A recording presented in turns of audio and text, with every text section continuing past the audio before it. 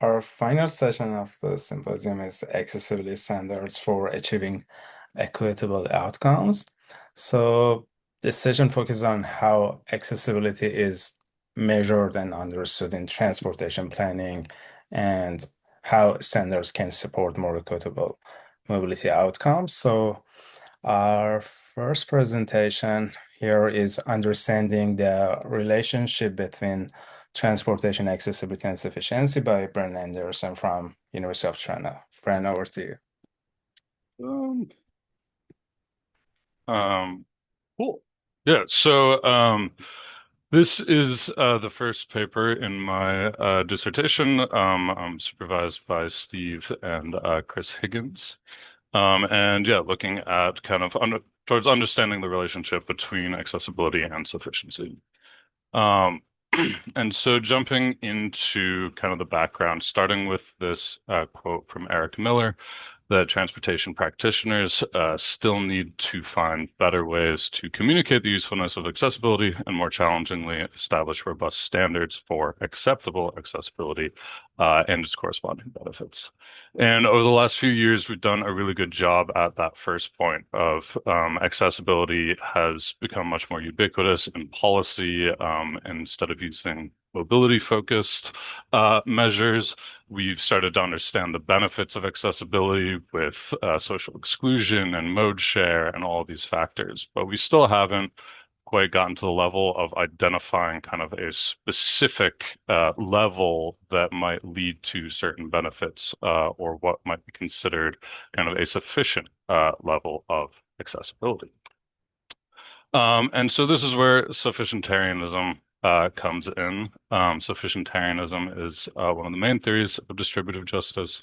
It is concerned with providing a minimum standard of living, or in this case, a minimum standard of accessibility. And the idea that injustice occurs when people are faced with conditions that prevent them from achieving that standard. And sufficientarian concerns have become really popular recently, and I think one of the big reasons is kind of how nicely they pair with policy. Kind of similar to like income, poverty level, and universal basic incomes, if we're able to identify kind of distinct thresholds of access, where if you're above that threshold, you have kind of access to kind of your minimum requirements, we are able to then really easily translate that into a policy of, okay, let's direct our transportation investments and infrastructure towards getting people to that threshold, while still like realizing that you being further above that threshold is also beneficial. However, the biggest issue within all of this is where do we set those thresholds? What should that threshold be? And so the existing research on this, kind of differentiating between evaluative sufficiency analysis and policy sufficiency analysis. For evaluative, I'm talking more about taking kind of existing conditions and using the sufficiency analysis to analyze the distribution of access resources and transport disadvantage within a city or municipality. Whereas a policy tool would be to specifically, identify specific access levels that we are trying to achieve through policy. And most of the work so far has been more on the evaluative side. A lot of the research uses relative thresholds to define these kind of sufficiency points, and that's the ratio between transit and auto accessibility, and kind of these other ones as well. And these make a lot of sense for evaluation. What a lot of researchers do is instead of just selecting one threshold, they'll also do, a range. So 10% of auto access, 30%, 50%, and kind of it allows you to understand both the distribution at kind of like the biggest disparities, as well as kind of across the entire range for transit.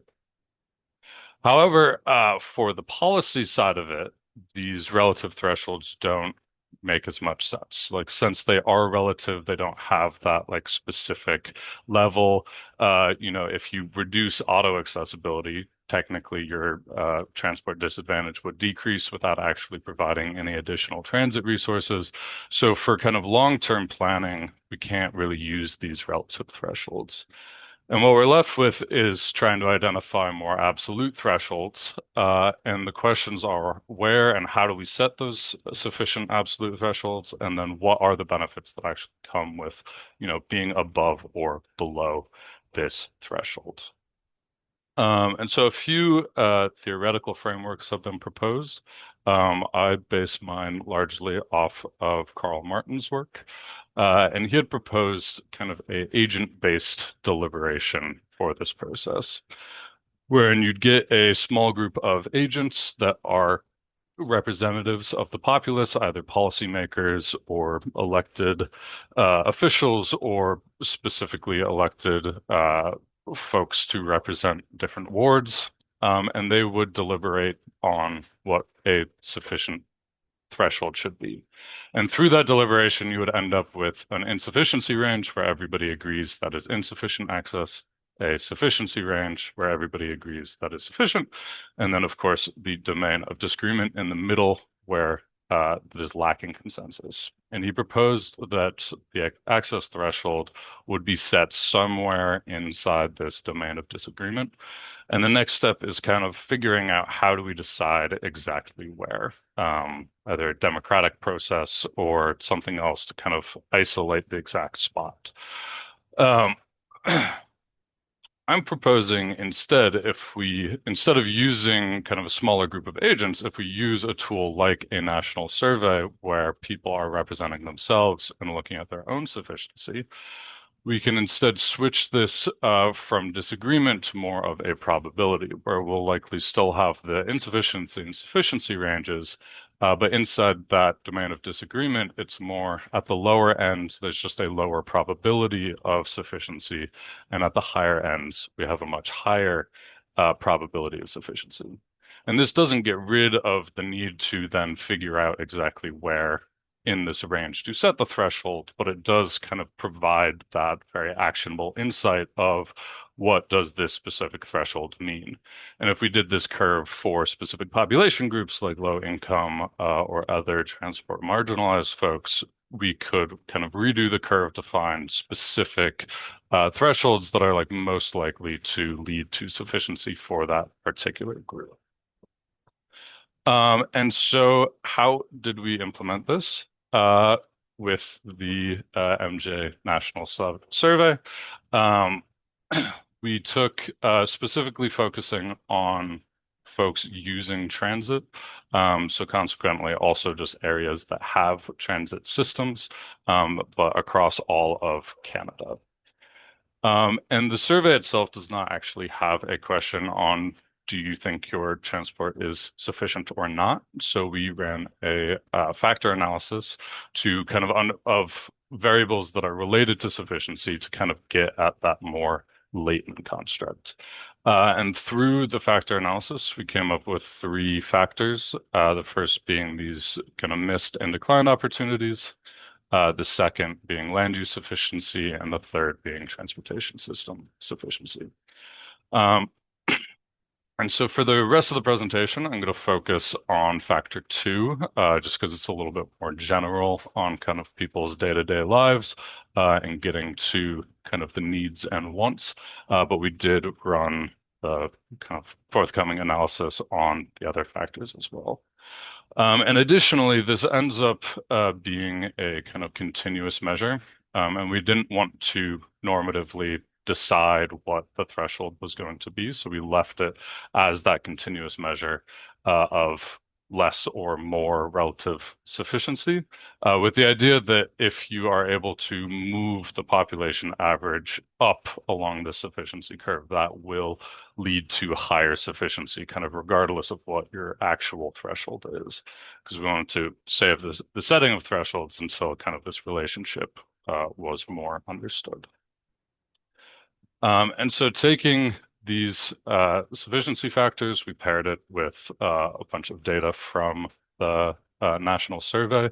Our kind of key transportation predictors were a calculated accessibility measure that I did to supplement the survey, and then perceived accessibility and transit evaluation, which is kind of the reliability, safety, affordability components of transit system, and then quite a few of the sociodemographic variables that were in the survey as well. Um, Went and ran a regression on it, and we got a lovely little regression result. Um, by and large, kind of the expected direction of all of our variables, but I'll pop kind of more into the transportation specific variables. All three of these were significant, highly significant in leading to higher sufficiency levels. However, while being sufficient, they're quite flatter than we had kind of initially anticipated. Even perceived accessibility, which has kind of the steepest curve, is still not that big of a range, going from kind of the lowest possible perceived access in the group to the highest isn't like the largest shift in sufficiency compared to the overall population. And particularly for calculated access, it is quite a flat curve. We're going from the worst possible access to the highest is not that big of a shift along our sufficiency factor. Um, and so what we can kind of see from these charts as well, which are the partial effects of each of those, is that there is just a very, very high level of variation amongst individuals. And even with all of our kind of additional sociodemographic information and geographic zones, the R squared on this was still only about 0.22. And so the specific individual level are varying so much that while there are these definitive trends, it matters more, or it seems to matter more, kind of individual case by case basis on like how those coalesce into higher or lower sufficiency. And I won't jump into all this charting, but we did do some kind of post hoc analysis to try to understand like, are there patterns in the folks that are deviating from the trends? And none of the broader sociodemographic or system variables accounted for that. So it kind of really showed that it was really just this very high individual level variation in sufficiency scores. And so some kind of potential limitations. The first is while self-evaluation, uh, allows people to kind of set their own standard and evaluation of sufficiency. There's kind of these related psychological theories that might be impacting some of the trends we saw. First being psychological entitlement scale. Some folks are just going to kind of, no matter what access level they might be at, they will always want more access. And so people with very high access might be seeing very low sufficiency scores. We have adaptation level theory, which is the idea that basically the more time you spend in an environment, the more likely you are to kind of reset your baseline. So on the other side, folks that are in very low access environments might be reporting higher level of sufficiency, not because they actually feel sufficient, but just because maybe they've been in that spot their whole life for a very long time and have just kind of normalized like, oh, this is how I get around, and this is what I do, but I don't necessarily need more sufficiency. And then very related is the relative deprivation theory, which is kind of looking at your own situation compared to others, both at like a household and societal level. Looking at low income folks, we actually found that people with no car were reporting higher levels of sufficiency than those who were not the main driver but had a car in the household. So it's possible that by seeing somebody else in your household, driving every day, you are very aware of how much the car can increase your access. Whereas if you just don't even have a car kind of in your household or around you, you're not thinking about that. And so that can shift your perception of sufficiency. And then we also have kind of this structural question that pops up. And this is through the ideas of Max Neef, who did basic needs and satisfiers. where your needs are kind of the things actually required for humans, and things like subsistence and protection. And then we have satisfiers that are enablers to meet those needs, like food and healthcare. And so in a very, and then, sorry, amongst satisfiers, we also have direct to indirect satisfiers. And so, very simple kind of rudimentary example, if we look at subsistence, which is a basic need, we can see that food directly satisfies subsistence, but amongst everybody, you're eating different things, have different tastes and preference. A little more indirect, we have income required to buy food, at least for most folks in Canada. And again, much more variation is introduced here as well with how expensive the food you are buying is costing. Can you get to different grocery stores that have different prices? And then transportation being this even more indirect thing of like you have to get to a grocery store. Which grocery store you can get to may decide how expensive your food is. So kind of the more levels of abstraction we get to, the more these like individual level factors are going to affect kind of that end result. Um, and so this kind of leaves us with a question of, is a sufficientarian approach feasible for transportation policy in enacting like a sufficiency threshold? Or should it be more limited as an evaluative tool and kind of examining current practices? And then if it is feasible, what do we need to do to kind of overcome these thresholds? Or sorry, overcome these limitations in a way that makes sense for diverse population groups and are tied to distinct goals and outcomes while still kind of incorporating these highly individual factors. And then lastly, as we've talked about in other presentations, perception is clearly a very important component of sufficiency. So how do we include perception as a policy lever in ways that can meaningfully impact sufficiency as a whole? And thank you. Are there any questions? Thank you so much, Brian.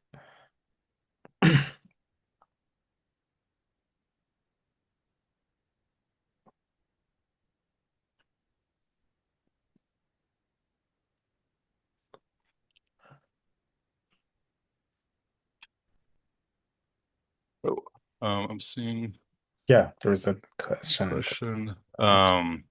Yeah, so it was how did we measure perceived accessibility? Um, we used from I forgot to make a slide of this, but we used from the national survey. There were questions on um, how easily can I access grocery stores, healthcare, I believe there was about 12 of them. I ran a factor analysis on that as well, and we actually found that there was just one factor that accounted for about 90% of the variation in all of those factors. And so we used that factor score as kind of the perceived access measure. Um, I'm very interested to check out your paper as well. Nice to see that they're aligning.